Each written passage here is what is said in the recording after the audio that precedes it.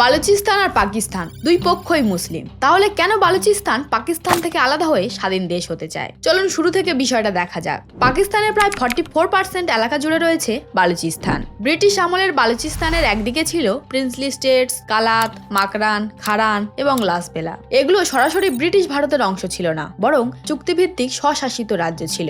অন্যদিকে বালুচিস্তানের উত্তর ও পূর্ব অংশের বড় এলাকা ছিল যেখানে ব্রিটিশরা সরাসরি বা আধা সরাসরি শাসন চালাতো। আর ম্যাপের এই জায়গাটা দেখুন, এটা ছিল ওমানের সুলতানের অধীনে থাকা একটি এনক্লেভ। 1947 সালে ব্রিটিশরা চলে গেলে এই অঞ্চলগুলি নিজেদের স্বাধীন দেশ হিসাবে ঘোষণা করে, কিন্তু 1948 সালে পাকিস্তানের চাপের মধ্যে খান অব কালাত অন্তর্ভুক্তি দলিলে স্বাক্ষর করেন।